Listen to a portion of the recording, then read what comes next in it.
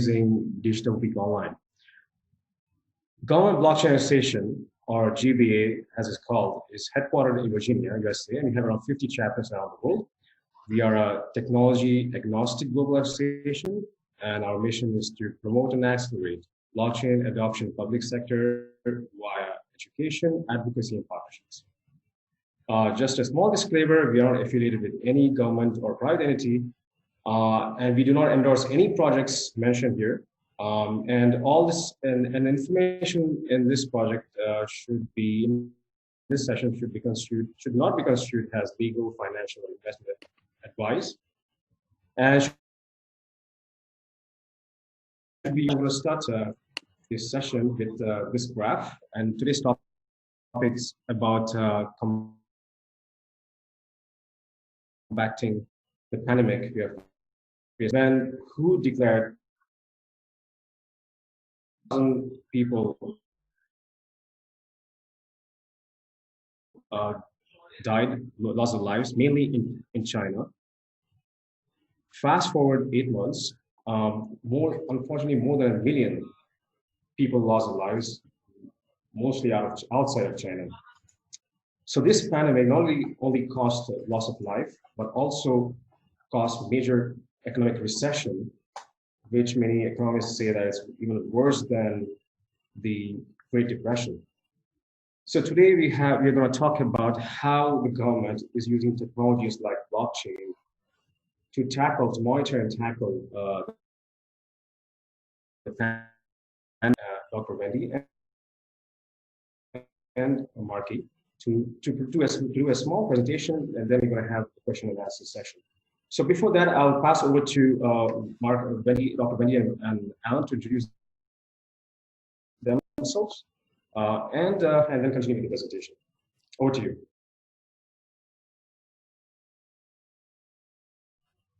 Charles, I'm the Chief Scientific Officer at BurstIQ, and I work for a company that specializes in healthcare blockchains, and so that is the lens through which I'll be sharing about government initiatives for blockchain. And my name is Marquis Allen. I am the CEO of CliniqueSquared Incorporated. We are a multidisciplined technology and solution development company that serves the healthcare community. We create software tools that are designed to simplify complex data, in a word, and we're using tech innovations like blockchain and artificial intelligence to power some of the solutions we're creating for healthcare.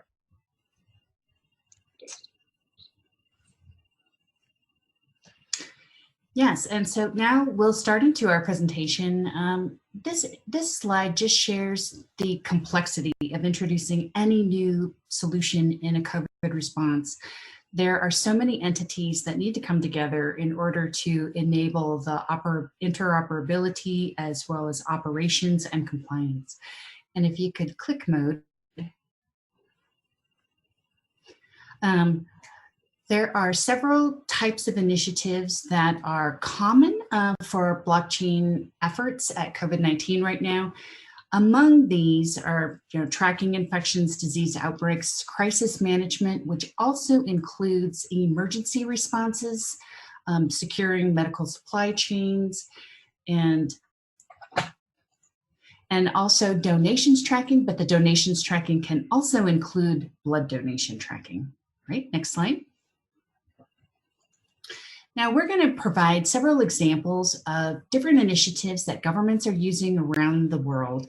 And we are not experts in these individual technologies. And as Mo shared in the introduction, we're not endorsing any particular technology, but just sharing that there's greater awareness of blockchain among government organizations and that there is increased use of blockchain for some of these solutions. So for COVID responses in Europe, for example, the Netherlands specifically partnered with a company called HIMSS, or I'm not sure if that's the correct pronunciation, to map and analyze the medical supply chain. But of greatest consideration, there has been a lot of discussion among the European Commission about some e-health network guidelines. And the primary focus of those guidelines were interoperability, cross-border data sharing, as well as a huge focus on privacy.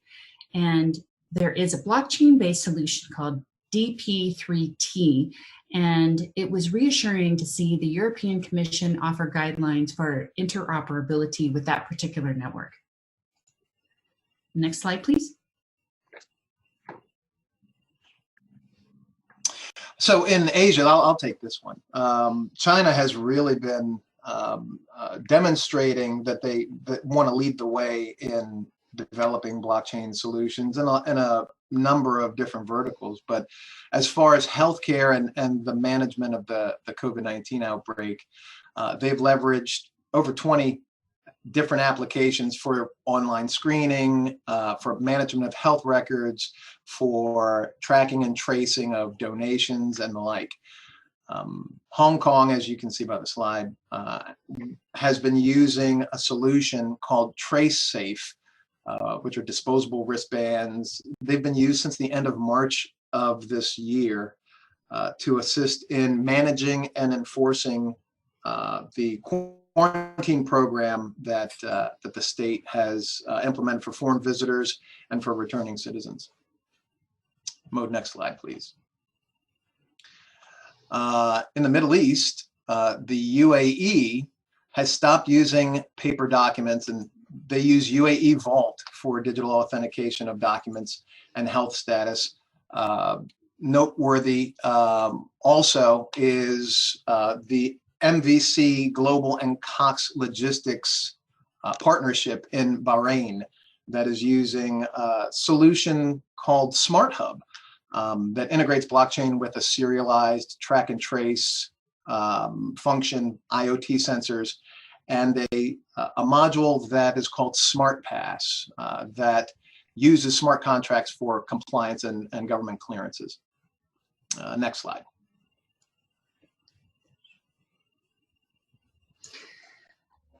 In Central and South America, the Honduras government partnered with Emerge to launch a blockchain app, Civitas, to track individuals' COVID status to allow them to travel to healthcare facilities. So it's like kind of like a pass to leave home in spite of stay-at-home orders. Now, for the other examples listed on this slide, I'm not entirely sure if these are government initiatives or if these are simply blockchain initiatives that were proposed to the government.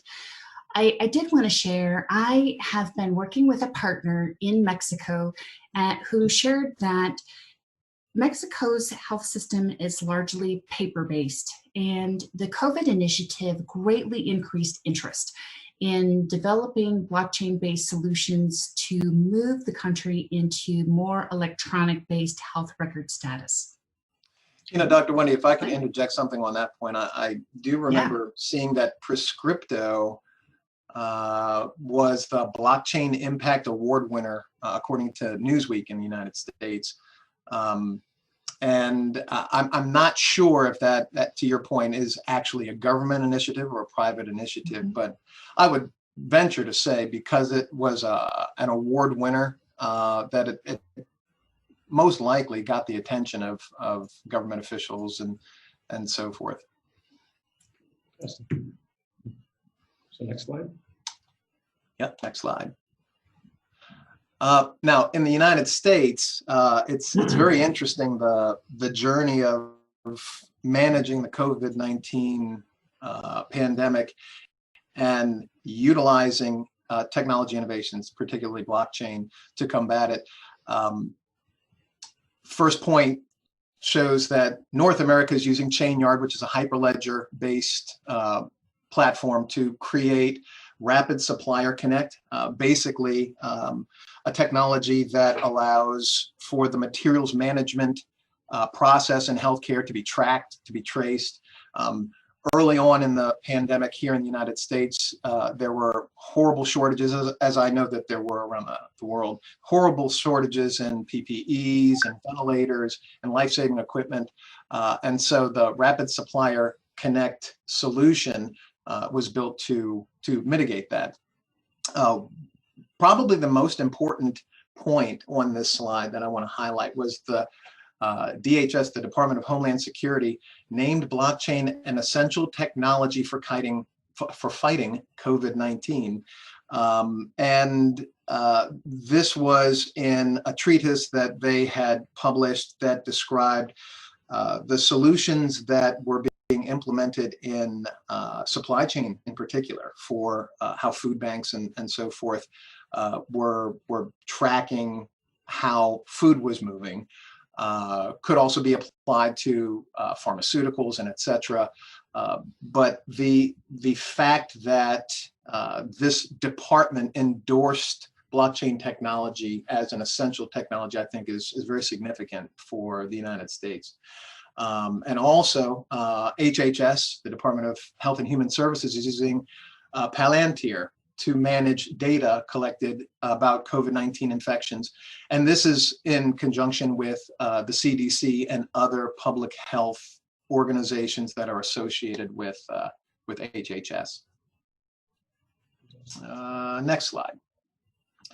The next slide actually shows an excerpt from an open letter that was signed by several congressmen and representatives in the United States to President Trump.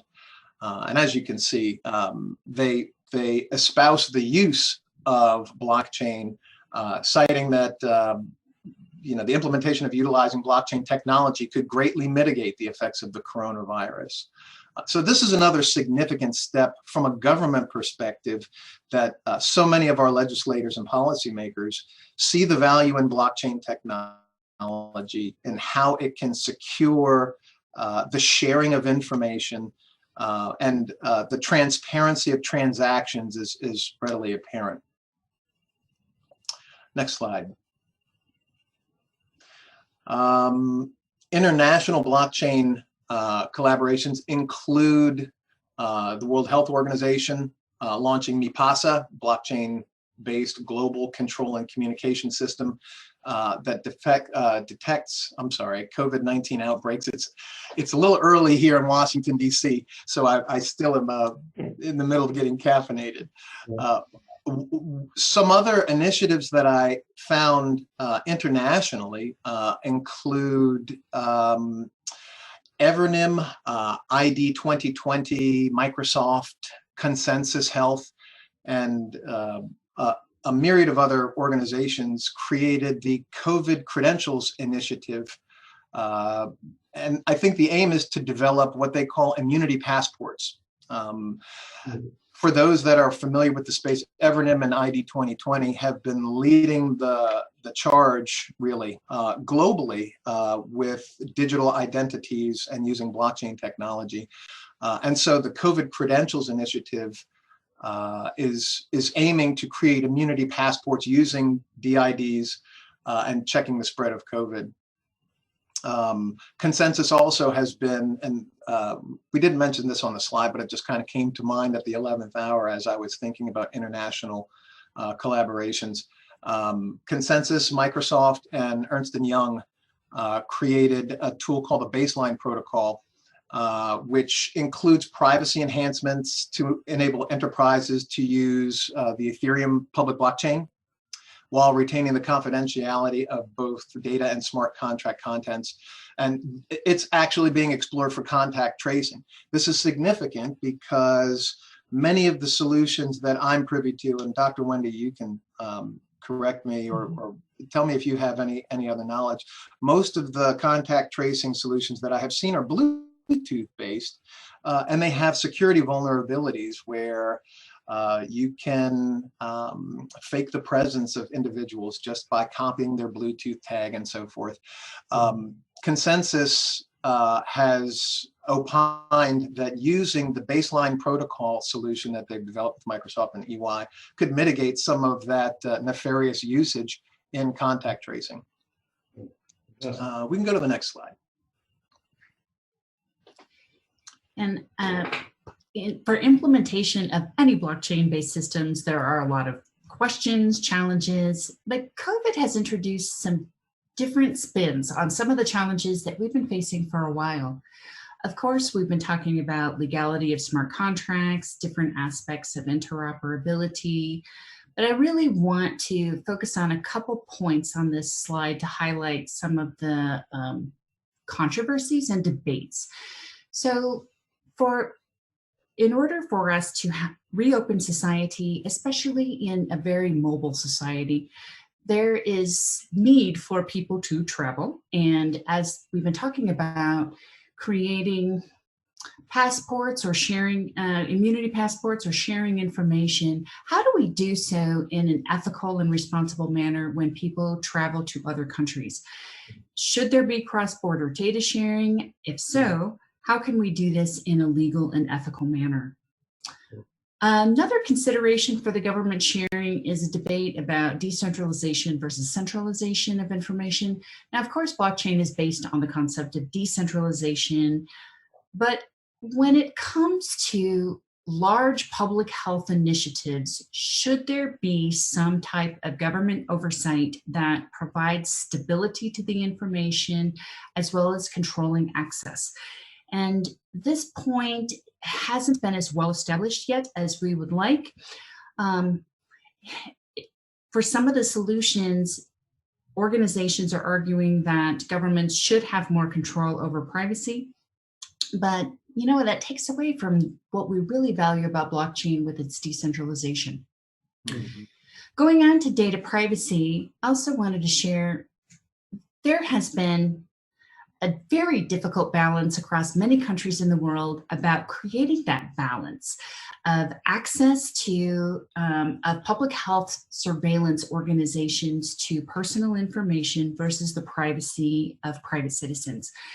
And in Europe, for example, with GDPR, there is an exception to GDPR for public health surveillance activities, but there have been some additional uses of blockchain-based systems that go beyond public health surveillance into more private individual uses of their information, which fall outside of the public health surveillance exception.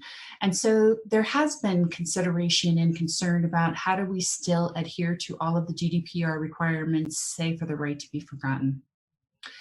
For sustainability, we just urge organizations and governments considering blockchain solutions, not just to focus on the most immediate crisis, but also to think about how long are we going to be facing either the COVID situation, or how are we going to be prepared for the next public health crisis that arises?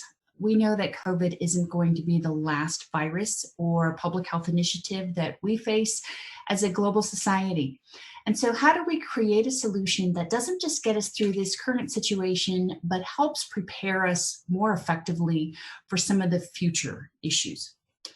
And for ethical protections, Marquis, do you want to share with the group about what we've been working on in GBA? Yeah, actually, that's a really good segue. So I, in addition to leading CliniqueSquared, I am the team lead for the healthcare working group for the GBA. And we have been working on a project over the past year to create an ethical design framework for blockchain solutions in the healthcare space. In healthcare, there's so many ethical conundrums as it is. When you add to that some of the ethical issues that come up with using a technology like blockchain, we felt that it was very important to give some guidance to stakeholders from large health organizations, to policymakers, to organizations that are looking to embrace blockchain, just so that they understand really the scope of what blockchain can do and how it could potentially harm if not implemented properly.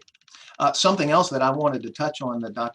Wendy had said about the question between decentralization and centralization.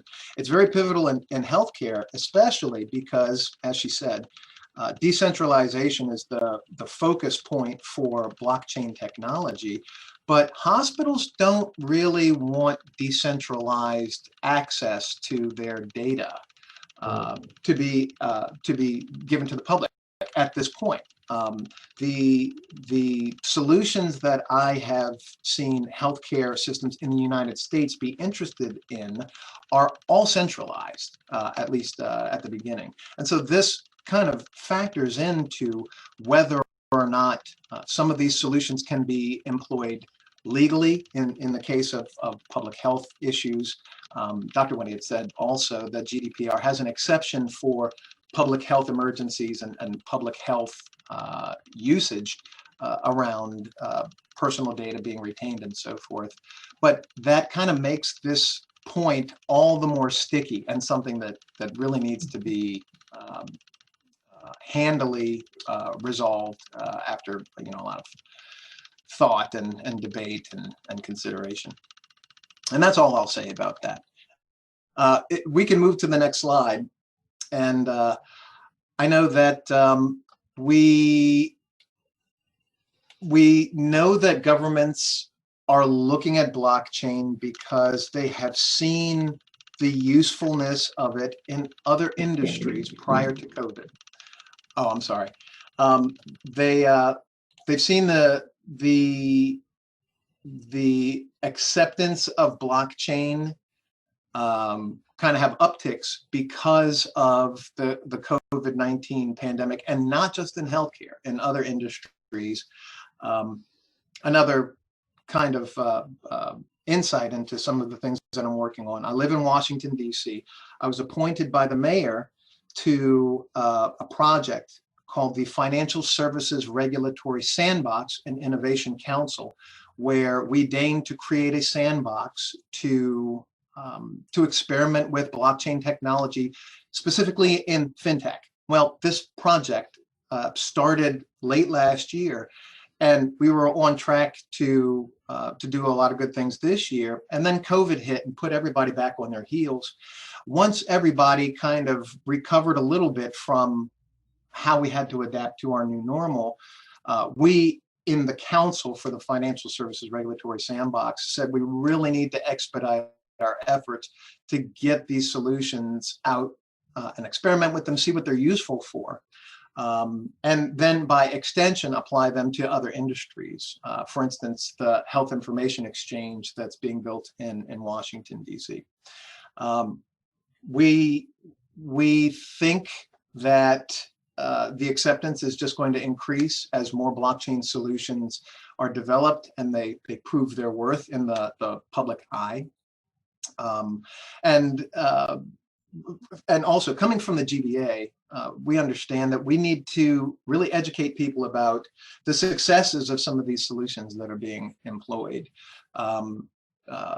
Let the government know, let our representatives know that, hey, blockchain is being applied in these particular verticals very successfully. And there are opportunities for the government to adopt these technologies in other ways to effectively combat COVID. I think that's really the main stuff. Dr. Wendy, do you have anything that you want to add? I kind of went on a tangent there at the end. Oh, that's great. I just wanted to add the importance. So first of all, please do join GBA. Just go to the website, gbaglobal.org, and sign up if you can, because it's a fantastic organization that provides education and advocacy. There are a number of wonderful educational sessions. In fact, I attended one yesterday where congressional staffers from the United States were talking about their legal initiatives and working with congressmen, and how important it is for us to educate our leaders about what blockchain is. They reminded us that in some recent congressional debates, some of our congressmen didn't even know what Facebook was or how it worked. And blockchain is that much more complicated. And so it's going to be an ongoing initiative, but we're going to need global support and a lot of grassroots efforts for us to make much more progress as well.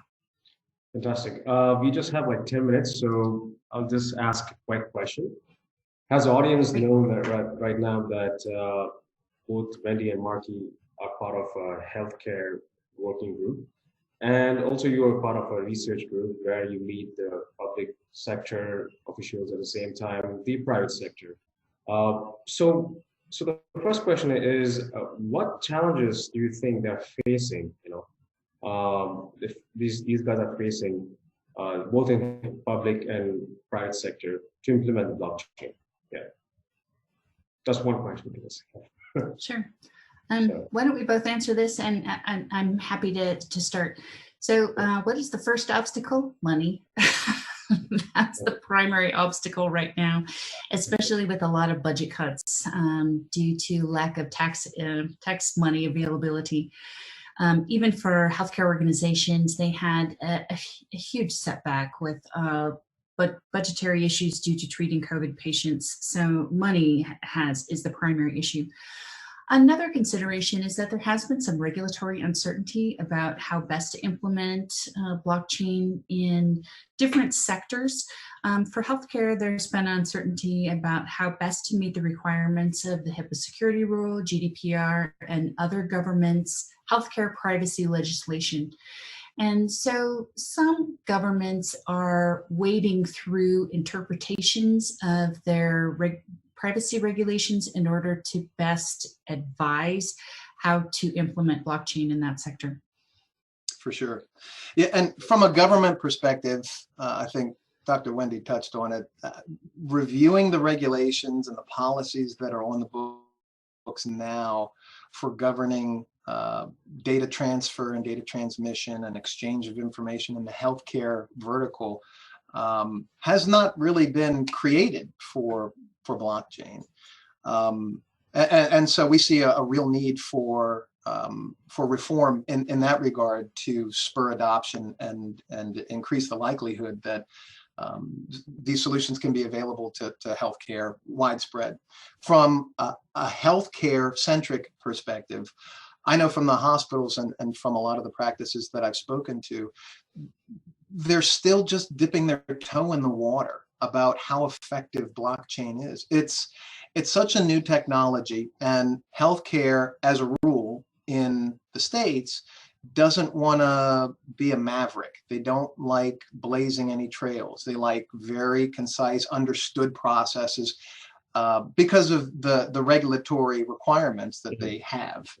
And so the advent of additional technologies that are blockchain featured that can prove their mettle in the public space will go a long way to encouraging healthcare organizations to take a hard look and feel confident that the technology that they're implementing will have positive results for them. Yeah, fantastic. Just one last question, since we have less time. I know that most of the projects are work in progress because they started working on I guess most of them are since March. What is that? Is there something for which blockchain is a possible solution to fight against this pandemic, which is not being used at the moment? What is a possible solution you think? Yeah. I can start with that, and I can tell you from some of the experiences that I've had with CliniqueSquared. We are working with a client to develop a health information exchange-centric solution with some of our tools where healthcare organizations can share specific information about their practice to participating members, specifically in the fight of COVID. And one of the modules allows a hospital to let the hospitals in their area know what their census looks like, how many patients are in their hospital.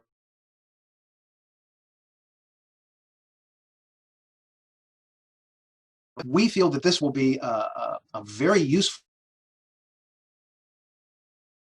technology. We had a run-on hospital where hospitals were overwhelmed and they didn't know where to send people. We're building a tool where a hospital, at their discretion, can find out if some of the other hospitals in the area are not close to capacity and can probably take some of the excess patient load that they've had. If a hospital has patients that present to them, and that hospital is not equipped to serve the patient with, you know, the specialties that they have, they can check within the cohort, their local cohort, and find out what other hospitals, healthcare systems, providers are in the area that can treat this patient that has special needs. It's not a widespread use yet as a model, could really show some benefit and really prove how blockchain would be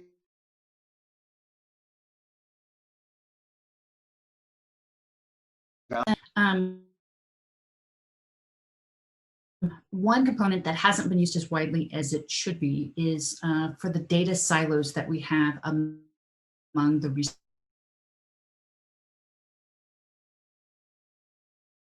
research data sets being established, research being conducted. So one initiative that BurstIQ undertook is a partnership with the American Heart Association and Hitachi, where we were able to place a number of different hundreds of data sets on a blockchain and enable granular consent and complex ownership for those data sets so that they could be shared with researchers more effectively. And with that, I know that we were running out of time and our good friend Mode has lost connection. That really concludes the bulk of what we wanted to present. I hope we were informative and the audience came away with, you know, maybe a little bit more information that they didn't have. And they can really see not only the continued opportunity for blockchain to be used in fighting the pandemic, but some of the efforts that governments around the world are undertaking to embrace that technology. But Dr. Wendy, is there any last thing you wanted to add? Thank you very much for inviting us, Marquis, and I had provided our email addresses on the last slide that we had presented. Please do reach out to us if you have any additional questions or ideas. We are eager to learn. We're also eager for you to join any of the many global, government blockchain association initiatives. All right, thank you. And with that,